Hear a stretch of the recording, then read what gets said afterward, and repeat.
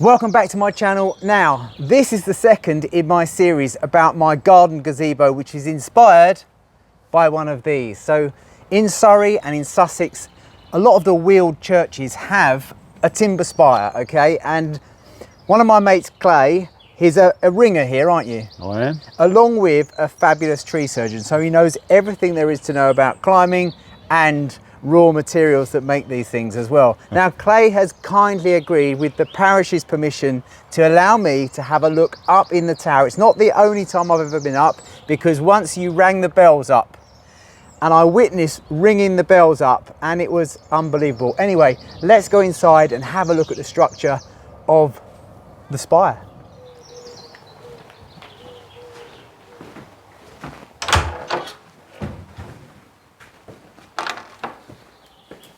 This is some church, eh? Look at the timber work in the roof. Now, there is a little bit of history that you showed me about the church, and without going into too much depth, it goes back almost to about 1100 and something. It's phenomenal, isn't it? And don't you think all of these little villages and towns had something as majestic as this? I mean, it's absolutely amazing. Let's go up. It's a beautiful staircase here, so I wouldn't mind making one of these. Well, they are a pattern. You see these in a lot of local churches. This same pattern. It would be almost like nowadays going to Stairbox online, and they could say, "Yeah, well, we can do the church pattern." And oh, this is really quaint, isn't it? This structure is unreal.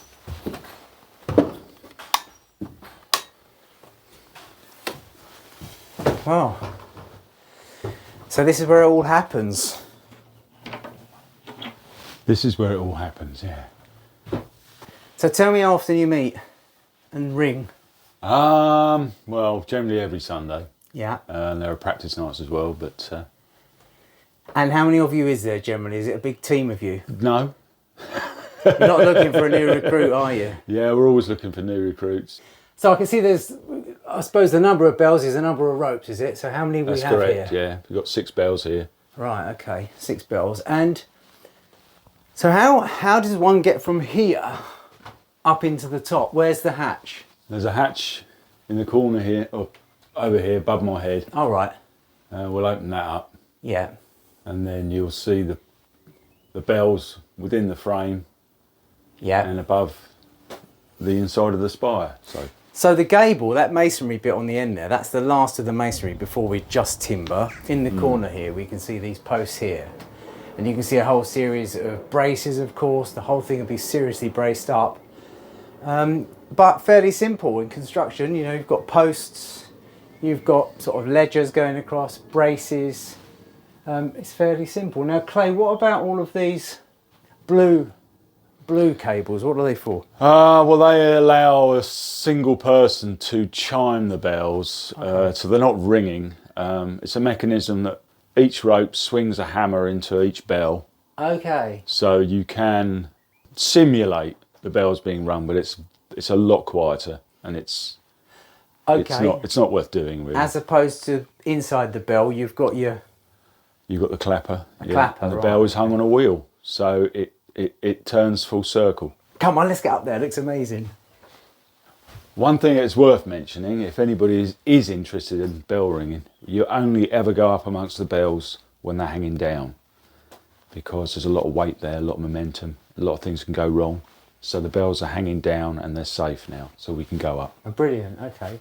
And so the only time they'll be up the other way is when you're inspecting them, is it? No, they'll be up when we ring them. Okay. We ring them up, we ring them, and then we ring them down. Yeah, is that a new addition? That's a new heater, Is it? Yeah, that's yeah. In the way. Yeah. Oh, I love the fact that it's all covered in straw, birds' nests and all sorts. And... Well, this is soundproofing. Oh, is it now? Rudimentary, old-fashioned. Yeah. You need soundproofing between you and the bells because they're so loud. Yeah, I suppose you would. Especially if they're designed to ring all the way over at my house. So Do you have electricity up there, lights and all that sort of There's stuff? a light on up there, yeah. Brilliant. That's suitably... Yeah, we'd go up there, wouldn't we? Do you want me to go up first? Yeah, you're the boss, I'll follow you up.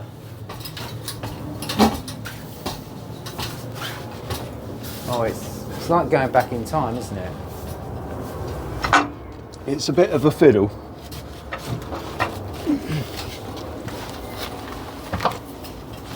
Bloody is a fiddle, isn't it? Wow. This is... Wow, I mean, seriously, it's like... Unbelievable. So if you grab something, it may move, but it'll only swing. I can see the solid stuff. Blimey, they don't leave you any space to climb in. It's literally a maze of steel frame which holds all these bells. And you're literally weaving yourself in. So just grab something solid, I get. That's it. Okay, Clay. Right. You can't be a big man to do this, can you? No. No, I mean, you can see how little I am, and I'm just... And you just don't... Look at the way this is all beautifully built. Right. Now we're coming up into the actual spire. Let me climb up here. Blimey, man, there's not a lot of space for the bells. Look how tight they are. It's unbelievable, isn't it? So it's all right for me to get up on here. Yeah. Now this is absolutely amazing. I mean, it's just unbelievable. And the scale of it, when I'm outside, you know, this is the bit where it goes from 4-sided to the 8-sided here, and it's exactly as I'd imagine it, how I'm going to make it. The only difference is this pitch is the same from bottom all the way to the top. Quite a lot of the churches have a splay first to this section, which is similar to my gazebo, but incredible. I mean, absolutely incredible. And all this would have been cut by hand, as opposed to us, the luxury of power tools and all that sort of stuff. But it is huge. I mean, the footprint's not, obviously. This is no more than 4.5 meters. But the rise, I mean, it's hard to guess that, but it's got to be 10 meters. You've seen this loads of times, Clay, yeah? Mm-hmm. And you're still blown away, I suppose, every time you come in and see it. There's not a lot of room, but if you can imagine the bells turning full circle, each bell has a wheel. So it's hung on a wheel. You're actually standing on one there. So I'm standing on. When you say they turn full circle, oh, I see. The bell's within the circumference of that ring. I'm rocking backwards and forwards on the bell now, and you can see that the wheel is bolted, or the bell is bolted with the wheel. That's incredible. And that's where the ropes come in. So the rope runs across the top of the wheel. Anyway, don't get me started on bell ringing, Robin. Well, I mean, it's up and down the country, in fact, across the world, this is a major thing, isn't it? You know, it means so much to so many people, and it could be a marriage, a death, or a regular weekend service, or communion, or something like that. Quite. In loads of religions as well, and I think that something we should all be grateful for, really, history. And the modern times we're in now, everything's technology, and people seem to lose a bit of the, I don't know, the good stuff, really. But yeah, this is carpentry heaven. So although my garden gazebo won't be anywhere as big as this, it's going to be similar in style and how it's built. Even these lovely sarking boards that go on here before you've got the shingle on the outside. I mean, it's incredible. And yes, they probably will let a bit of water in. Yes, it will probably get a little bit wet, but it's so well ventilated. You've got all these louvres which form part of the bell section there. And all of that is going to provide great ventilation, because obviously you need it, don't you? If it's going to get wet, it needs to dry out. But yeah, some nice joinery, some nice half laps, some lovely jack cuts on some of these timbers, and they're really acute as well. A little bit of worm, as you'd expect after all these years, but even new timber, I go and buy green oak, it's often got worm in. You can't really avoid it. And everything's built around this huge frame. Think back to the engineers of the day. They didn't have computer software or anything like that. All they had was knowledge and skill of a craftsman to know that this is how they've been doing it. This is tried and tested. The one down the road's been there for 300 years. It was built by my great-great-great-grandfather or something like that. And it's amazing. Nowadays, when we do building, the engineer needs to provide us with a calculation which we satisfy the building control or the building inspector. Everyone's happy. But actually, trying to put a calculation against these timbers, some of which have probably been reused from somewhere else, yeah, it's unbelievable.